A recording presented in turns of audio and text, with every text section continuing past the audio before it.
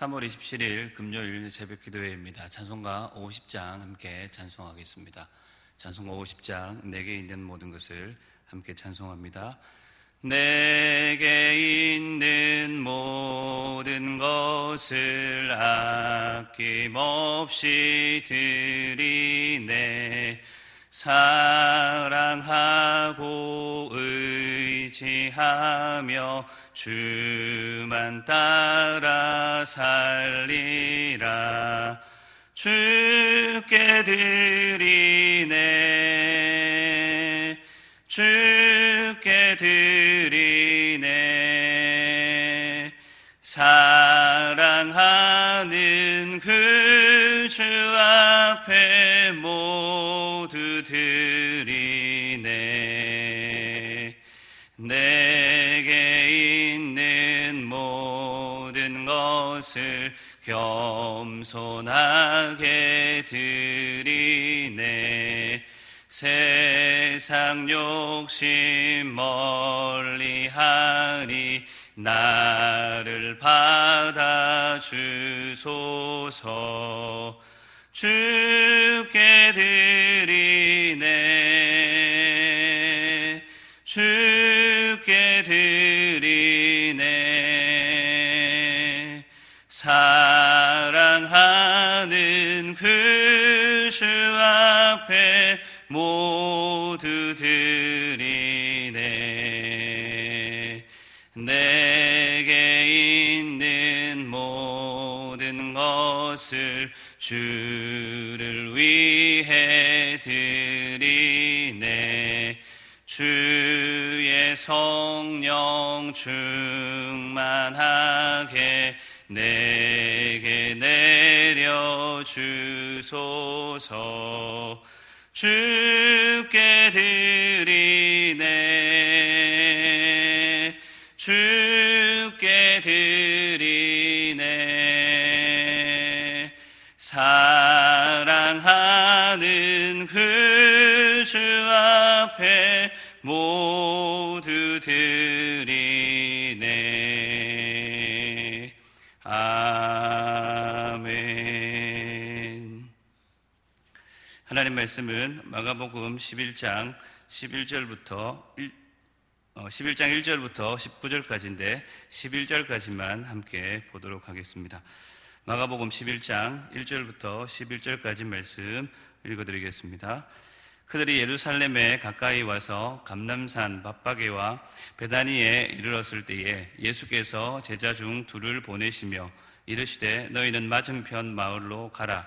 그리로 들어가면 곧 아직 아무도 타보지 않은 나귀 새끼가 매여 있는 것을 보리니 풀어 끌고 오라. 만일 누가 너희에게 왜 이렇게 하느냐 묻거든 주가 쓰시겠다 하라. 그리하면 즉시 이리로 보내리라 하시니 제자들이 가서 본즉 나귀 새끼가 문 앞 거리에 매여 있는지라.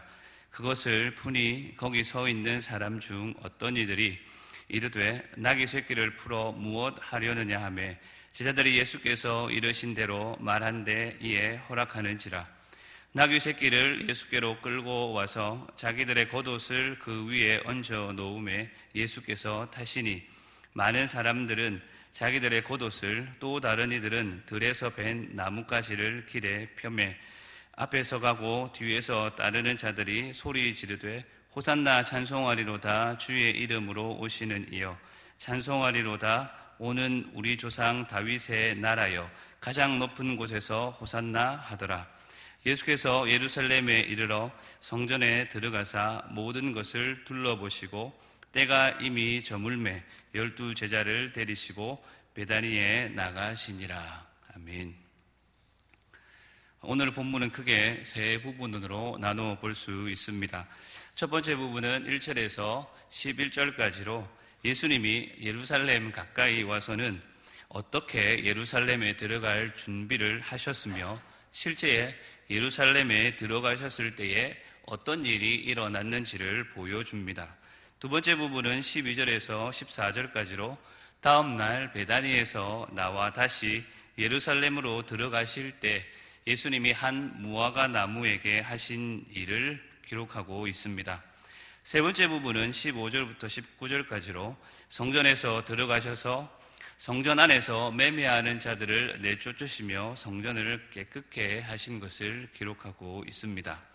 이렇게 세 부분으로 나눈 오늘 본문은 구체적인 장소와 시간의 흐름이 분명하게 드러나는 본문입니다. 예루살렘 가까이 감람산 벳바게와 베다니에서 맞은편 마을로, 다시 베다니에서 예루살렘으로, 예루살렘에서 성전으로, 그리고 성전에서 날이 저물매 다시 베다니로, 다음 날 아침 베다니에서 다시 예루살렘, 예루살렘에서 성전으로, 그리고 날이 저물어 성 밖으로 나가는 그런 모습이 보입니다. 이러한 흐름 속에서 오늘은 예수님에 대해 집중하되 예수님의 필요에 대해서 함께 생각해보고 기도하고자 합니다. 오늘 본문을 보면 예수님께서 필요로 하신 것이 있음을 알 수 있습니다. 하나는 나귀 새끼이고 다른 하나는 열매입니다. 먼저 나귀가 필요하셨던 상황을 좀 더 자세히 보겠습니다. 만왕의 왕 만유의 주이신 예수님께서 스가랴가 예언한 것처럼 온 인류를 구원할 겸손의 왕이자 메시아로 예루살렘에 입성하기 위해서 나귀 새끼가 필요했습니다. 물로 포도주를 만들고 오병이어의 기적을 이루시며 병든 자를 고치고 죽은 자를 살리시는 전능하신 예수님이시라면 나귀 새끼 하나 구하는 것 그리 어렵지 않을 것입니다. 그런데 예수님께서는 다소 당황스러운 말씀을 합니다. 제자 둘을 보내시면서 맞은편 마을로 가면 아직 아무도 타보지 않은 나귀 새끼가 매여 있을 것인데 풀어 끌고 오라라는 것입니다.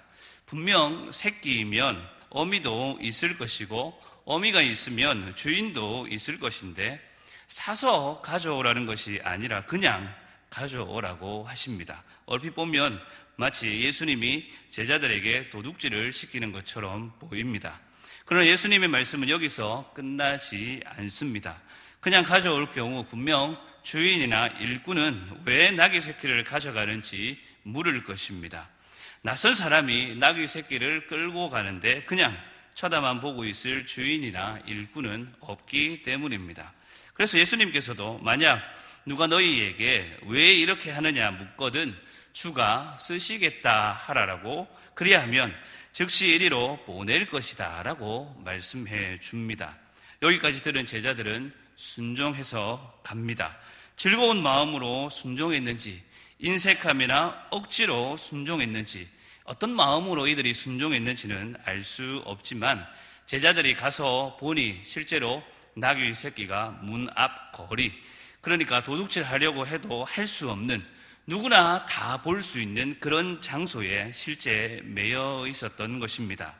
아니나 다를까 매여 있는 나귀 새끼를 푸니까 거기서 있는 사람 중 어떤 이들, 누가는 이들을 임자들, 주인이라고 기록하고 있는데 이들이 예수님이 말씀하신 그대로를 묻습니다. 무엇 하려느냐? 제자들은 예수님이 이르신 대로 그들에게 이릅니다. 이르니 나귀의 임자들 역시 아무런 저항도 없이 순순히 나귀 새끼를 내어줍니다. 마태나 누가는 나귀 주인의 행동에 대해서 주목하지 않지만 오늘 본문의 마가는 그가 허락해 주었다라고 주목하여서 기록하고 있습니다. 예수님이 이 나귀 주인을 미리부터 알고 있어서 순순히 나귀를 내어준 것인지 주께서 쓰시겠다라고 할 때에 성령의 강권적인 역사가 나타나서 내어준 것인지 더 이상 성경이 자세히 기록하고 있지 않기 때문에 정확하게 알 수는 없지만 분명한 것은 나귀 주인이 예수님의 필요에 따라서 나귀 새끼를 내어주었다는 것입니다. 예수님께서 나귀 새끼가 필요할 때에 나귀 주인은 그것을 내어주었던 것입니다. 오늘 본문의 또 다른 예수님의 필요는 열매였습니다. 예루살렘에 들어오셔서 많은 사람들의 환호를 받은 예수님은 오시자마자 성전으로 가셨고 성전을 둘러보시고는 날이 저물어 다시 베다니로 가셨습니다. 그곳에서 밤을 보내시고 다음날 아침 다시 예루살렘으로 향하던 그 길에 멀리서 잎사귀에 있는 한 무화과 나무를 보셨고 혹시 그 나무에 열매가 있나 하여 가까이 가보셨지만 잎사귀 외에 아무것도 없음을 보셨는데 그냥 가시지를 않습니다. 비록 무화과의 때가 아니었음에도 불구하고 예수님은 무화과 나무를 향해 이제부터 영원토록 사람이 내게서 열매를 따먹지 못하리라고 하는 저주를 선언하신 것입니다. 실제로 내일 보겠지만 예수님의 말씀대로 이 나무는 뿌리채 말라버립니다. 앞서 나귀가 필요할 때에 나귀를 마치 도둑질해서 오라는 것처럼 여길 수 있었던 것 같이 여기서 열매가 필요할 때에 나무를 향해 저주를 선언하시는 것이 또한 다소 당황스럽습니다. 열매가 나올 때가 아니기 때문입니다. 예수님이 배가 고프신 것은 100번 이해가 되지만 그렇다고 나무를 저주하실 만큼, 나무를 죽이실 만큼 그런 일은 아니기 때문입니다. 분명 이것은 예수님께서 분명한 의도를 가지고 제자들을 가르치시기 위해서 이와 같은 일을 행한 것임을 짐작해 볼 수 있을 것입니다. 자세한 것은 내일 보게 되겠지만 오늘은 예수님을 중심으로 앞서 나귀 주인과 비교해서 예수님의 필요에 대해서만 생각해 볼 때에 예수님이 필요하실 그때에 그 필요를 채우지 못하는 것으로, 다시 말해 나귀 주인의 순종과 무화과 나무로 상징되는 또 다른 이들의 불순종을 비교하시기 위해 다소 당황스러운 이 사건을 보여준 것으로 이해할 수 있다는 뜻입니다. 그렇다면 무화과 나무로 상징되는 이들은 누구일까요? 굳이 구약 성경에서 무화과 나무가 포도나무와 함께 이스라엘을 상징한다라는 것을 우리가 알지 못한다 할지라도 기본적으로 무화과 나무가 이스라엘을, 그것도 잎사귀만 있는 무화과 나무는 이제 다음에 이어지는 성전 청결 사건과 연관지어 생각해 볼 때에 겉모습만 화려한 이스라엘의 종교 지도자들을 의미한다라는 것으로 충분히 이해할 수 있습니다. 이러한 상징과 함께 제자들과 많은 사람들에게는 겉모습으로 보이는 것이 다가 아니라는 것을 보다 실감나게 가르치시는 수업 도구로 이 무화과 나무를 사용하셨던 것입니다. 전날 예수님이 겸손의 왕으로 오신 것을 환호하던 그 어떤 사람들도, 심지어 가까이 있던 제자들도 예수님의 배고픔을 알지도 채우지도 못했습니다. 아니, 예수님의 필요에 대해서 그들은 아무런 관심이 없었던 것입니다. 이들은 예수님의 필요가 아닌 자신의 필요를 채우는 자들이었고 예수님의 필요는 그들의 관심사가 아니었던 것입니다. 사랑하는 성도 여러분, 오늘 우리의 관심은 어디에 있습니까? 예수님의 필요와 관심에 아무런 집중과 주의와 관심을 가지지 않은 채 여전히 우리는 우리가 필요할 때만 예수님을 찾고 따라다니며 구하고 있지는 않는지요? 예수님이 쓰시겠다라고 할 때에 잎사귀만 무성한 무화과 나무처럼 겉으로는 무엇인가 그럴듯해 보여서 뭐든 다 할 것 같지만 정작 예수님이 필요로 할 때에 열매를 드리지 못한 그들과 같지 않고 예수님께 나귀 새끼를 내어드린 그들처럼 예수님의 필요를 알고 예수님이 필요로 할 그때에 예수님께 나의 가진 것 무엇보다도 나 스스로를, 나의 모든 것을 내어드릴 수 있는 오늘 저와 여러분들이 될 수 있기를 간절히 소원합니다. 말씀을 기억하시면서 함께 기도했으면 좋겠습니다. 예수님의 필요를 알고 예수님이 필요로 할 그때에 나의 모든 것을 내어드릴 수 있는 주님의 제자가 되게 하여 주옵소서.